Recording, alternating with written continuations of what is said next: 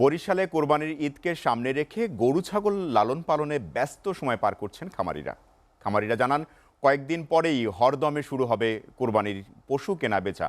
তাই দিনরাত পরিশ্রম করে আগাম প্রস্তুতি হিসেবে পরিচর্যায় ব্যস্ত সময় পার করছেন তারা। এদিকে মাদারীপুরে সম্পূর্ণ দেশীয় রীতিতে গরু পালন করছেন খামারিরা। শেষ মুহূর্তে ব্যস্ত সময় কাটাচ্ছেন খামারিরা। গতবারের লোকসান আসছে কোরবানির ঈদে কাটিয়ে নেবার আশা তাদের।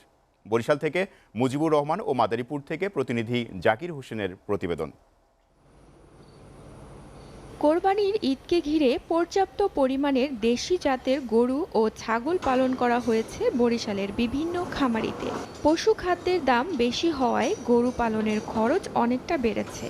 একই সঙ্গে চোরাই পথে যাতে ভারতীয় পশু ঢুকতে না পারে সেদিকে নজর রাখার জোর দাবি জানান তারা। এখানে 200 গরুতে প্রায় 2 কোটি টাকার মতো গরু আছে। এখানে ভালো করে যত্ন সহকারে পশু লালন পালন করতেছে। সকাল বিকেল 2 টাইম গোসল করাই এবং পরিষ্কার পরিচ্ছন্নতা রাখি। বিগত কোরবানিগুলোতে আমরা সব কোরবানি পশুই সেল দিছি। জেলায় চলতি বছর কোরবানির জন্য চাহিদা রয়েছে 1,12,947 পশু আর প্রস্তুত করছেন 1,14,557 পশু। রেজিস্টার্ড ডাক্তারের ব্যবস্থাপত্র ব্যতিরিত স্টেরয়েড কিংবা অন্য কোনো হরমোন জাতীয় ওষুধ বিক্রয় নিষিদ্ধ করেছি এবং অ্যান্টিবায়োটিক ব্যবহারের ক্ষেত্রেও রেজিস্টার মেনটেন করার জন্য বলেছি। এটি কঠোর নজরদারিতে রয়েছে। মাদারীপুরের গগনপুরের বাসিন্দা সোহাগ খান 2018 সালে 15টি গরু দিয়ে শুরু করেন মুর্শিদা এগ্রো ফার্ম।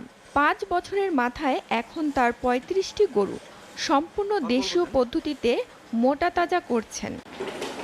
এদিকে পূর্ব সিলারচরের সজীব হোসেনের মোতাহার হোসেন ডেইলি ফার্ম 25টি। বছর জুড়ে খড়কুটা, খোল, ভুসি ও ঘাস খাইয়ে গরু পালছেন। কোরবানির ঈদে সবগুলো গরু বিক্রি হবে এমন আশা তাদের। প্রাকৃতিক পর্যায়ে কাঁচা ঘাস খাইয়ে পাশাপাশি কিছু সবুজ দানাদার খাবার খাইয়ে আমি আমার গরুগুলো মোটা চালান করেছি। আশা করি সবগুলো গরু বিক্রি হয়ে যাবে। ইতিমধ্যে 5টার মতন গরু বিক্রি হয়ে গেছে। জেলার 10,000 খামারে দেশীয় পদ্ধতিতে চলছে প্রায় 40,000 গরু লালন পালনের কাজ। এখানে গরু দেখাশোনা করে খাবার দেয়, গরু গোসল করায়, গরু ঠিক মতন যত্ন করে। গরু যদি কোনো কিছু সমস্যা হয় সেটা ভালোভাবে দেখাশোনা করতে হয়। কোরবানির সামনের জন্য এই জন্য আরো ভালো করে খাবার দিই, তাড়াতাড়ি যেন সেল হয়ে যায়।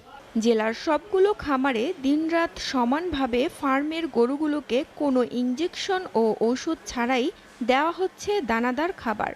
দেশীয় পদ্ধতিতে গরু পালনে খামারিদের পরামর্শ দেওয়া হচ্ছে বলে জানান জেলা প্রাণী সম্পদ কর্মকর্তা। ক্ষতিকর কোনো স্টেরয়েড বা কেমিক্যাল আমাদের জানার মতো তারা কোনো ইউজ করতেছে না এবং এই বিষয়ে আমরা প্রতিনিয়তই বিভিন্ন উঠান বৈঠক, তারপর আমরা প্রশিক্ষণ সহ বিভিন্ন মোটিভেশন আমরা তাদের করতেছি।